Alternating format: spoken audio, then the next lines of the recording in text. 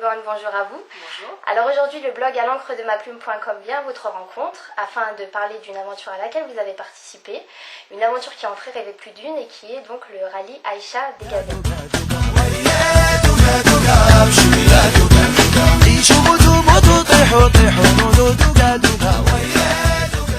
En fait, moi j'avais entendu parler du rallye Aïcha des Gazelles avant 2008, mais sans m'y intéresser vraiment. Et un jour, je suis tombée pendant le rallye sur une émission à la télé, les petites capsules de TF1 là, qui durent 3 minutes. Et j'ai vu toutes ces filles dans le désert, j'ai vu les valeurs qu'il y avait entre elles et toutes les émotions qu'elles partageaient. Et ça m'a vraiment touchée. Et je pense que je leur ressemblais et j'ai envie de les rejoindre. J'avais entendu parler du rallye Aïcha des Gazelles. J'avais vu aussi quelques capsules, effectivement, c'était sur TF1.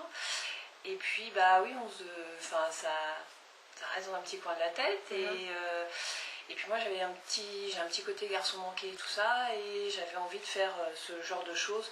Alors, j'avais vu le Dakar, etc. Et ça y ressemblait. Ça avait cette aventure avec ce côté très féminin d'entraide, effectivement, de valeurs comme ça, très humaines. Et puis, pourquoi pas moi?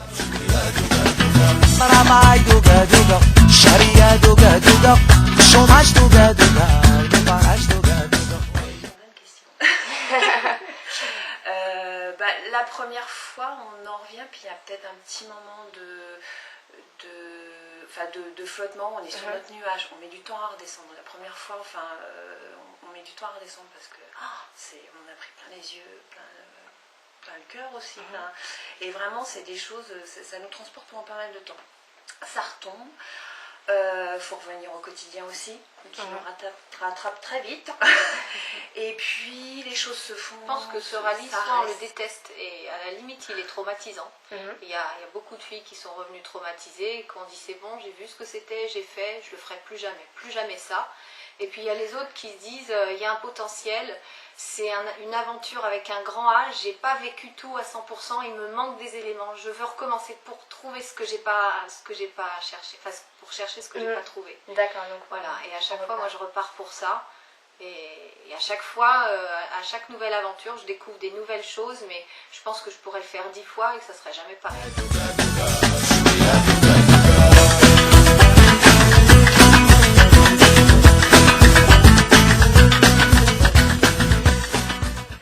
Tu commences? En fait, c'est moi qui ai appelé Célia. Pour ma 3e participation, j'avais donc fait le rallye 2 fois avant, donc la première fois avec une amie, qui était première participante comme moi, la 2e fois avec une personne que j'avais rencontrée lors d'un stage 4x4, qui n'avait jamais fait le rallye, mais ça ne me posait pas de problème. Et en fait, je me suis rendu compte que le fait de partir avec une personne qui ne connaissait pas l'événement, il y avait un décalage entre elle et moi, entre ce que je voulais, moi, entre mes objectifs et les siens, puisqu'elle, elle découvrait l'événement et l'objectif d'une gazelle qui part pour la première fois, c'est d'arriver au bout. L'objectif d'une gazelle qui a déjà fait le rallye, c'est d'arriver au bout, mais de remonter dans le classement. Et donc je me suis dit, ce serait peut-être intéressant de partir avec une gazelle qui a déjà fait le rallye, qui connaît l'événement, qui connaît les enjeux, qui connaît les difficultés et avec qui j'ai vraiment les mêmes objectifs. Donc j'avais rencontré Célia pendant le rallye, on avait bivouaqué ensemble et j'avais trouvé que c'était une personne qui était très posée. Moi j'ai besoin de quelqu'un de très posé. Et bon, en plus c'est une excellente navigatrice et moi je suis nulle en nave, donc il fallait vraiment quelqu'un qui assure en nave. Et donc Célia, je lui ai proposé, elle a réfléchi pas très longtemps et elle a accepté.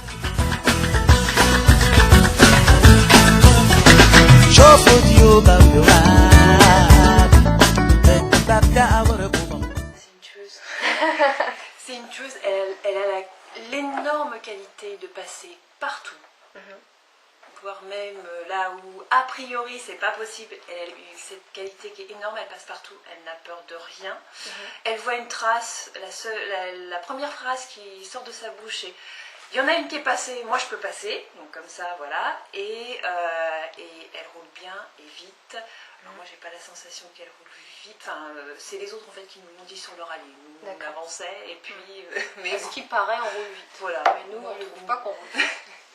Mais c'est vrai que c'est une vraie... Et elle sait ce qu'elle fait, tout le temps. Elle sait où elle met chacune de ses roues.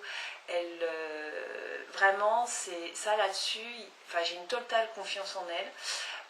En plus, effectivement, comme disait Coco, quand notre équipage s'est fait, moi j'avais besoin de trouver une pilote qui ait un peu les mêmes objectifs que moi, c'est-à-dire effectivement monter dans le classement.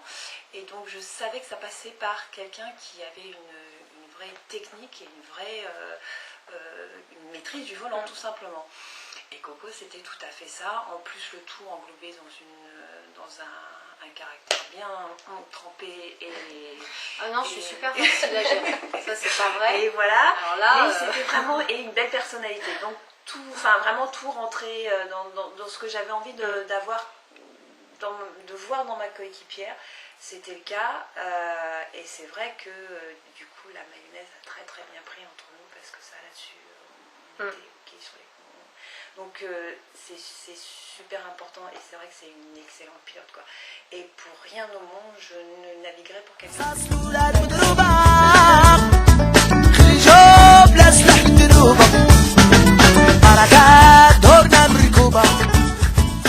Célia, comment dire, j'ai rarement vu ça, une fille qui a un GPS dans la tête.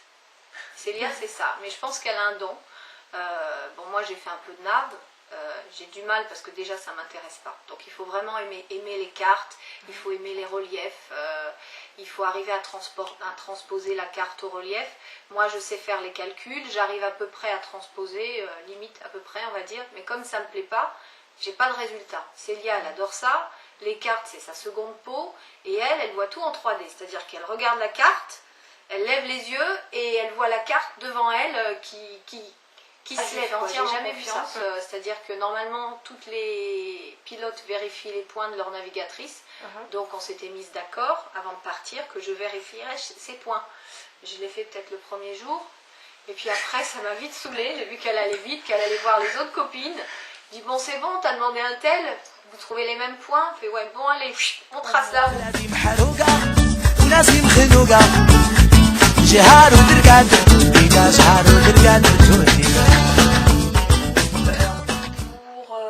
Pour 2012, physiquement pas grand chose, contrairement à ce qui va se faire, ce qui se prépare pour 2013. D'accord. Après, effectivement, tout va passer après dans la recherche de sponsors, etc. C'est ce qui s'est fait. Coco a fait une grosse partie, une énorme partie en 2012. Donc voilà, c'est vraiment ces deux axes. De toute façon, la première chose à faire, c'est qu'on ne part pas s'il n'y a pas d'argent derrière, s'il n'y a pas de finances derrière. C'est complètement lié. On ne paye pas avec l'argent du foyer le rallye. Non, Voilà. on pas, non, ça fait partie de nos valeurs à nous. L'argent du foyer, l'argent qu'on gagne, c'est pour élever nos enfants, c'est pour subvenir à nos besoins. Et notre passion, si on veut vivre notre passion, il faut trouver des sponsors.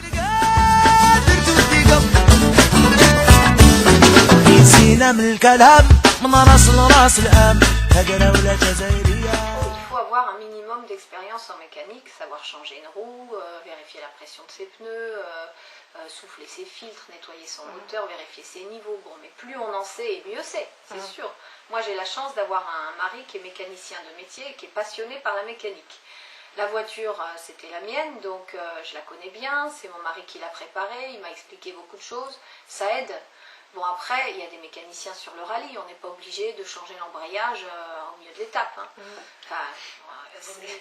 C'est possible, mais on n'est pas outillé pour ça. Tout ce qu'il faut, c'est qu'on rentre au bivouac. Et quand on est au bivouac, on est pris en charge par les mécaniciens. Par contre, si on crève, si on esquinte quelque chose, il faut pouvoir réparer provisoirement jusqu'au bivouac.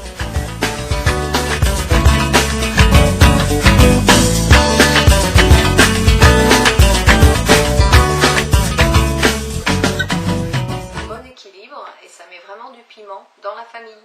Pas que pour nous, c'est-à-dire que c'est vrai qu'on part, on est toutes les deux à partir, on part pendant 2 semaines et demie, mais pendant toute cette année de préparation, nos maris et nos enfants vivent l'événement avec nous et on les emmène avec nous, ils rêvent avec nous, ils ont de l'enthousiasme, ils nous donnent de l'énergie, ils nous encouragent quand on n'a pas le moral, ils sont là pour nous.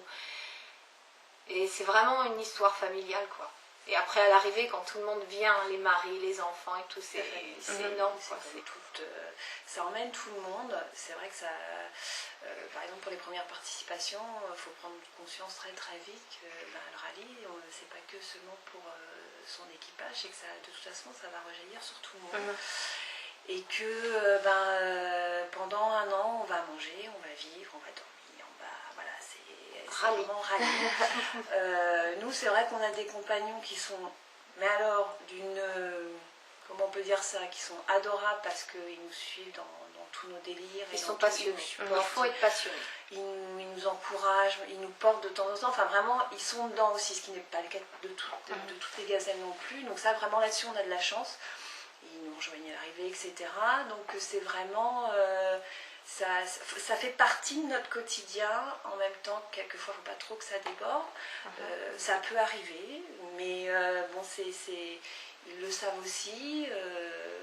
Et puis ça a le côté, oui, passionnant, le piment, le truc différent. Je pense que nos enfants aussi, ils sont ravis et très fiers de ce qu'on fait aussi.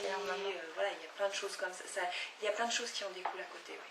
Quand on arrive à Essaouira et qu'on a réussi à traverser le désert sans casser la voiture et en étant classés, nos maris, ils sont super fiers, quoi. On brille dans leurs yeux, pour le couple, c'est excellent. Les femmes, mais allez vivre des aventures comme ça, hein. Faites briller les yeux de vos maris, allez-y.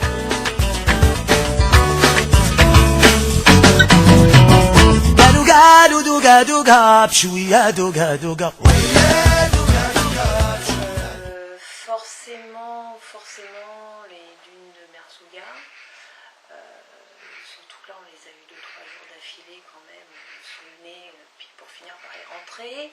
Et puis aussi toutes ces grandes plaines avec les cailloux noirs, etc. Ça, alors c'est très désertique, effectivement, à la limite on va dire il n'y a rien à voir, mais justement c'est du vide, c'est vraiment très particulier. Ça j'adore. Toujours, quand vraiment j'attends avec impatience le rallye aussi pour ça, pour ces paysages-là. Il y a des endroits chez Gaga, je trouve ça moins joli. C'est pas le même sable. C'est pas le même sable, et puis tout le côté, le drap, etc. C'est moins. Et puis il y a un endroit, c'est par contre juste après chez Gaga que j'adore parce que c'est aussi, ça sent l'arrivée. On a voulu prendre un oued pour avancer plus vite, et puis on est tombé sur un troupeau de dromadaires. Au début, il y en avait 3-4, après il y en avait 10, après il y en avait 20, après il y en avait 30, et après on ne pouvait plus avancer. Il y en avait tellement, et puis on roulait tout doucement parce qu'on ne voulait pas les brusquer. Alors on roulait à 20 à l'heure, à la limite de Calais. Et il y avait des tout petits qui suivaient les papas, les mamans, et tout le monde était devant, ils avançaient tranquilles, et puis nous on voulait avancer parce qu'on cherchait notre balise. À la fin on a craqué, on a fait marche arrière, on a remonté tout l'oued en marche arrière, on est sorti pour trouver un autre, et les dromadaires ils ont continué tranquillement leur route. Ça c'était excellent.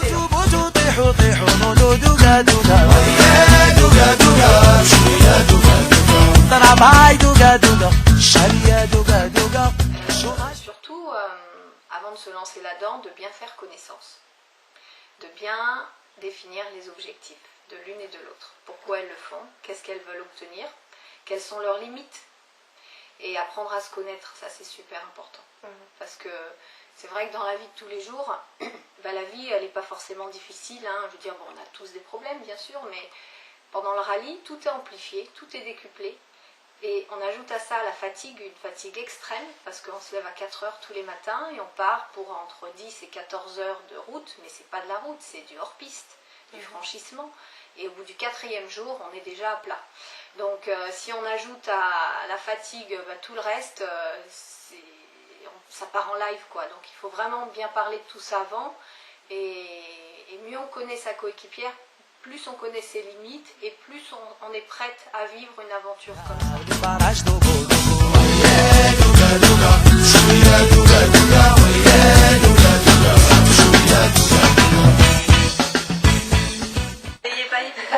N'ayez pas peur. Donnez les sous. N'ayez pas peur. Signez les chèques. Non, mais n'ayez pas peur. Et puis, c'est surtout qu'il faut savoir encourager ce genre d'événements. Et puis, Effectivement, en termes de retour communication, quelquefois c'est pas autant qu'on voudrait, mais par contre c'est important, c'est vrai que d'encourager, on est juste amatrice, hein, on n'est pas effectivement, hein, on n'est pas dans la Formule 1, on n'est pas dans le... C'est pas du WRC, hein, on n'est pas Sébastien Loeb, ça c'est clair et net. Mais par contre, c'est vrai que plus ça va, nous toutes les deux, on est vraiment accro. Enfin, on aime ce rallye, on essaye de tout faire aussi pour donner à nos sponsors avec nos petits moyens, voilà. Et que aussi, à côté de ça, on est quand même dans l'esprit d'aller toujours plus loin, de vraiment, donc entre guillemets, de performance quand même, et que ça, c'est aussi, ça, faut savoir l'encourager. De donner une chance aux femmes qui ne sont pas professionnelles dans le monde automobile, c'est quand même un milieu très machiste, hein, et en se disant que nous, on est passionnés et qu'on est prête à tout donner et à tout partager. Donc s'ils ont envie de vibrer et de partager avec nous, et nous on peut les faire rêver pendant la course. Et vraiment, on donne tout à 300% avec Célia.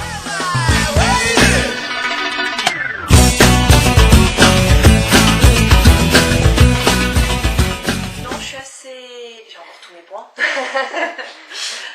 Non, je suis assez calme en voiture.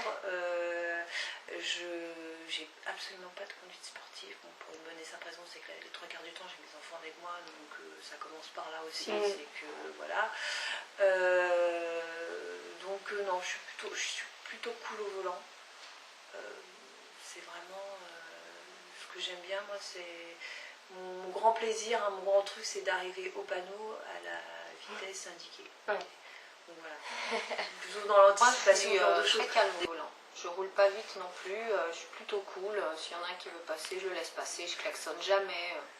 Non, franchement, je suis pas du tout la même sur les pistes, ça c'est sûr. Et ceci dit, je m'ennuie beaucoup au volant sur les routes, mais beaucoup. Donc c'est souvent mon mari qui conduit. L'autoroute, je déteste. Moi, il faut juste me mettre en hors-piste et là, je m'éclate. Alors là, je peux garder le volant pendant 15 heures. J'ai la banane tout le temps. Dès qu'on me met sur le bitume, c'est mortel. Plus aucun problème. Écoutez, mesdames, Corinne, Célia, merci d'avoir reçu le blog à l'encre de ma plume.com. Merci. Alors, en attendant de vous voir sur les pistes de la prochaine édition du rallye Aïcha des Gazelles, le blog vous souhaite une excellente route. Merci beaucoup. À bientôt.